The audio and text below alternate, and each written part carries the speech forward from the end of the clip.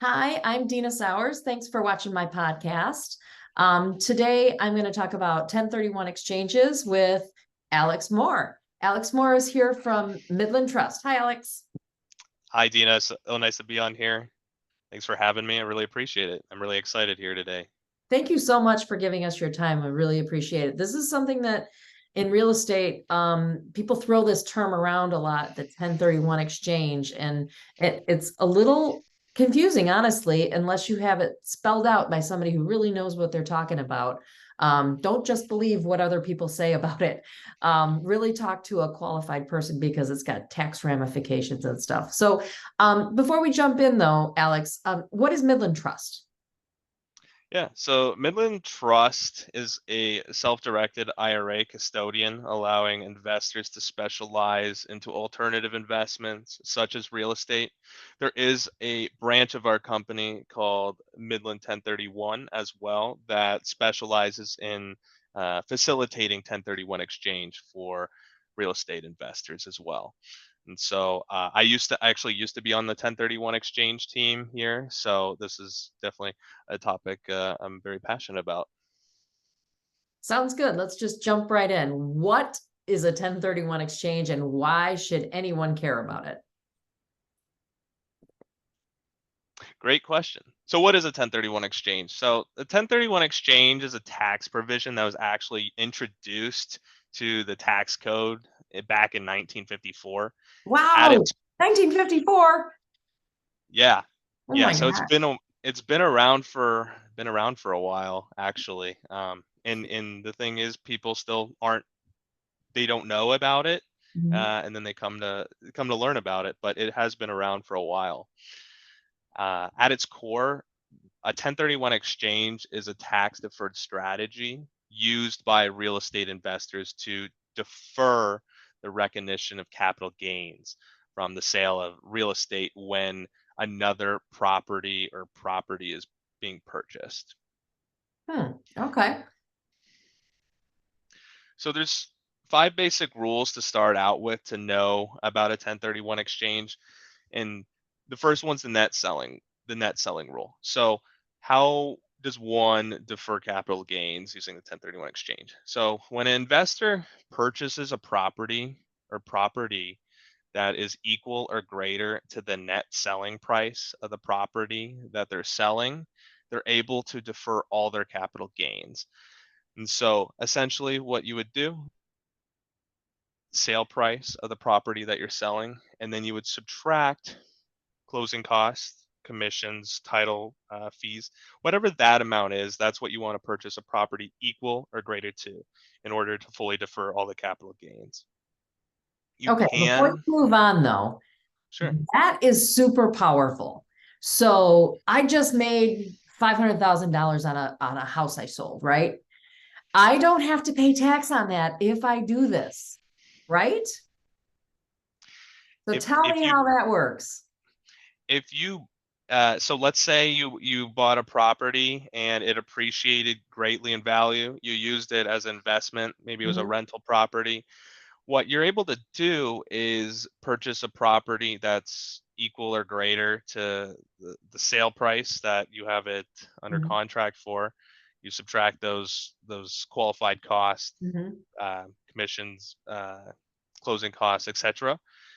If you purchase equal or greater to that, then you're deferring all that capital gains that you otherwise would be subject to paying if you were just to close and sell your Awesome. property.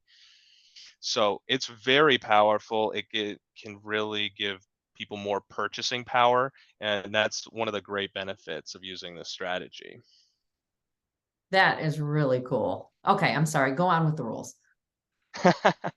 No, it's great. Like kind.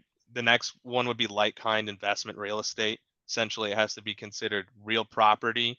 So real property would be residential property, commercial property, land, etc. And so what would not qualify would be like RV Hmm. trailers, um, planes, for example, boats. The next rule qualified intermediary, you have to have a qualified intermediary such as Midland to do the 1031 exchange. So if you get to the closing table on the property you're selling, the title company is not going to be able to help you out. So you have to use a third party QI such as Midland, and we'll be able to set up the 1031 exchange for you. The next would be the 45-day rule. So the 45 days is the identification period that you can make for your 1031 exchange. I'd say, what I tell people, one of the most important things is to understand the 45-day identification period, because it can be the difference between having a successful exchange and not having a successful exchange. When you close, so you set up the 1031 exchange before you close on your sale. When you close, you have 45 days from the day you close to identify up to 3 properties that you want to purchase within the 1031 exchange.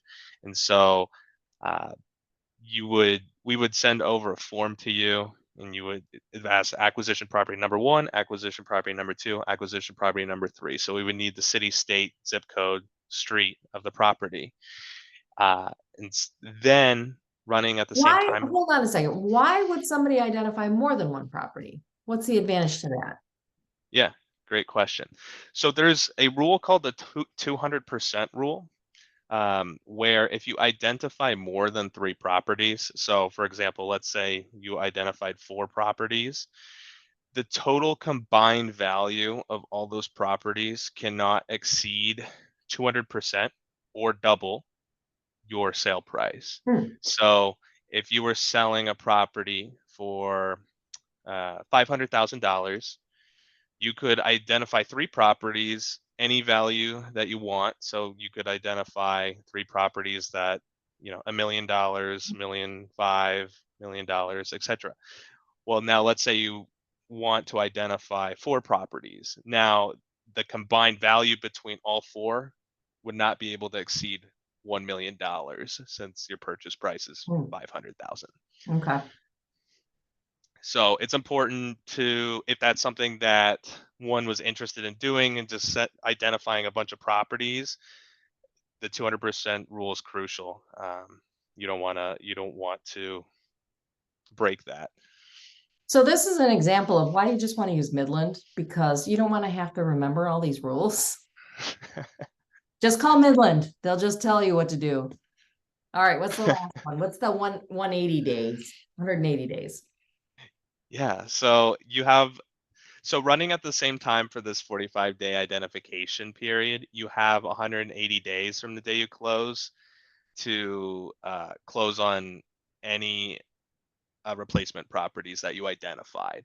So it's best to think that to know that both of these deadlines begin at the same time. They overlap. They don't run one after another. They run at the same time.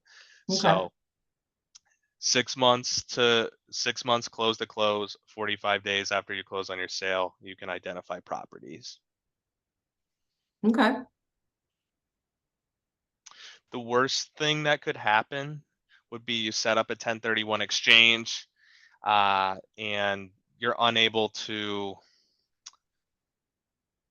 So if you don't identify properties, let's say you decide that you want to discontinue the 1031 exchange at the end of the 45th day, you can't find anything you want, the funds will be returned back to you after the exchange would be deemed over, as you didn't identify Mm, any properties, yep. and then you would pay tax on the Right. property.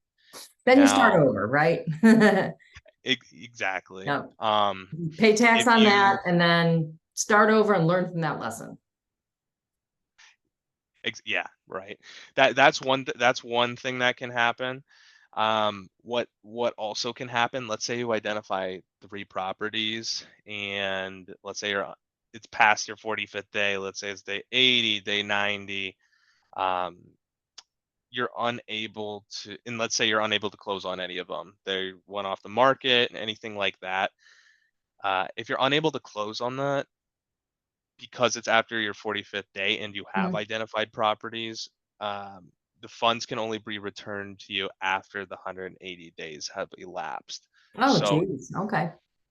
it's crucial to have, that's why the 45 days is so crucial, so that you know what exactly you're going to be doing. So that's one of the most important things to know. Okay. Timing's super important on the 1031s. Got it. So with the 1031 exchange, you can acquire property with greater income potential. So let's say you have a lot of vacant land, you can set up a 1031 exchange, sell the property, and then you could buy 2 residential properties, 2 commercial properties, abiding by that 200% rule, for example. Um, you can consolidate or diversify. You can set up multiple exchanges. So let's say you have 2 investment properties and you decide that you want to buy 1 property. You would set up 2 exchanges, um, and move the funds from both of those exchanges to the Hmm. closing. Okay. And then you can sell 1 property and purchase 2 properties, for example. So it's pretty flexible. Yes, it is flexible. So, people can do all sorts of different things in terms of, properties that they want to purchase, or let's say they have multiple properties that they're selling and buying 1 property. So you can really mix and match a little bit.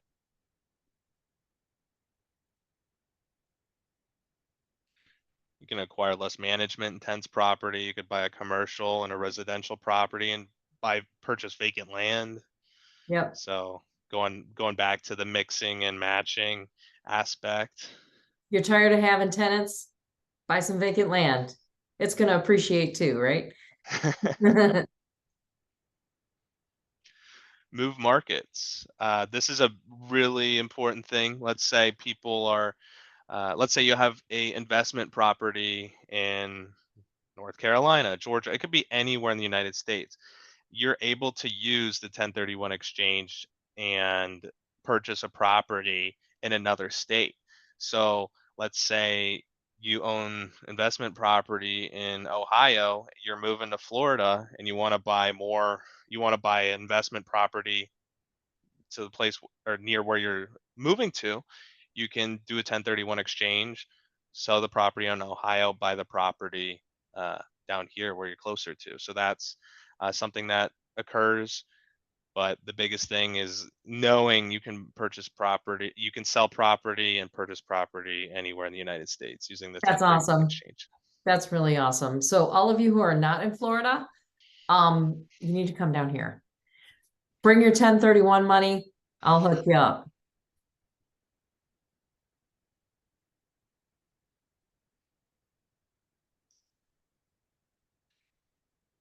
Net selling price is the magic number. So we kind of talked about this a little earlier. So how much you need to spend to pay no taxes.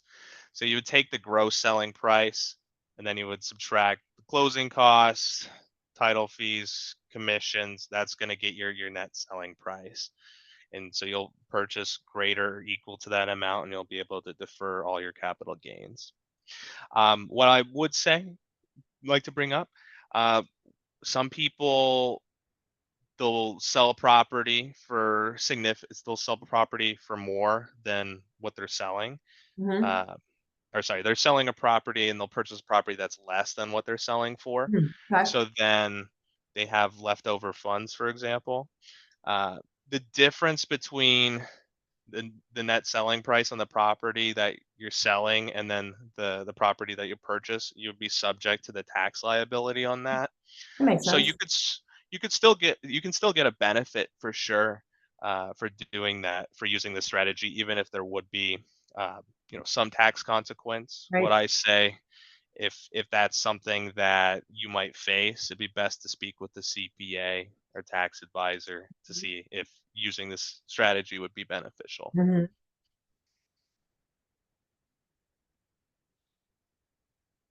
So real property. So both properties have to be held for investment or business use.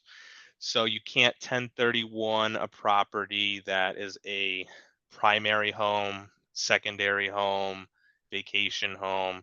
it's got to be used as an investment or business property. If I you're mean, renting it out, that makes sense. Yeah. yes. Some people try. Some people will call and they'll, or maybe they'll have a rental property and they want to buy a they decide that they're going to be retiring, for example, or they want to buy a property that they want to move into immediately. So Mhm. they wouldn't be able to do the 1031 exchange. So both ends of the transaction, both ends of the 1031 exchange, investment or business use. Okay. And that makes sense. Yeah. So qualified intermediary, what is a qualified intermediary? So ultimately it's a independent third party that's required by the IRS to facilitate the 1031 exchange and only the 1031 exchange. So we don't so the qualified intermediary can't provide any tax advice, legal advice, etc. So the QI can't be the taxpayer, it can't be the realtor, attorney, tax advisor, friend, Mhm. family, lineal descendant, etc. Okay. Going back over the time limits for a 1031 exchange, day 1 is when you close on your sale. Day 45 is when identified replacement properties is due. And then day 180 or the 6 months, that's when you have to close on all intended purchases for it to be a successful 1031 exchange. So, but it doesn't have to take that long, right? If they can get it done in 45 days, all of it, they can do that, right? Is that correct? Yeah, yeah, great question.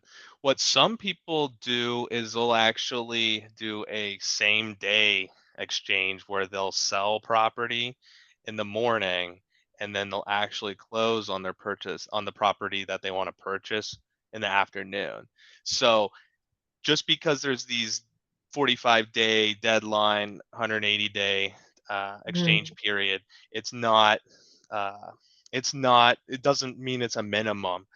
If what some people do if they want to do some advanced planning is they'll uh, they'll coordinate the closing between the property they're selling and then they'll go find a property that they want to purchase, and this doesn't um, impede on their time limit yet because they haven't closed. So that's one strategy people employ is they'll be looking for a property. um, they'll be looking ahead before they even close. Okay. That makes sense to plan ahead because if you run into a problem and that 180 days is going to come faster than you think. Yeah, exactly. And what if you close after day 180, it could be day 181, it could be day 200. It has to be within the that 6 month time period. So there's no extensions, substitutions, anything like that. What if you bought a property, you did a 1031 exchange on a new property, a like kind, everything was fine, but then when you went to sell that second property, um, you had a loss. How does that affect your tax consequences? If you had a loss on the property that you're selling Yeah, so for you the had a second profit when you sold the first one. You bought it Mhm. for 100, you sold it for 200. And then on the second one, you bought it for 200 and you sold it for 100. Yeah. Yeah, that's a great question. So that would be a better question for like a CPA or a tax advisor, just to navigate, the basis in the property and determine, what would actually be owed on that. So Could you take that one that you just sold for 100 or and take that 100 and then put it in another property and continue on this 1031? Or is there a limit to how many times you can do this?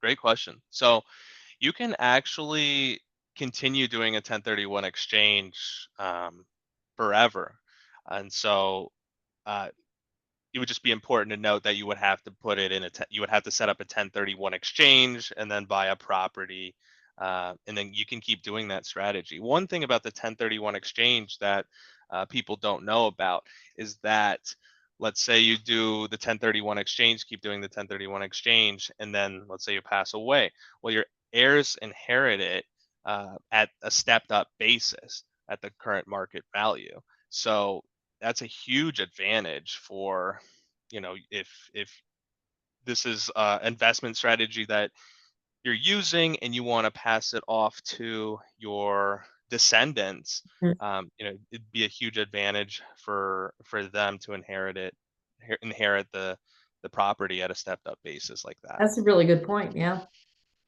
Good way to do it.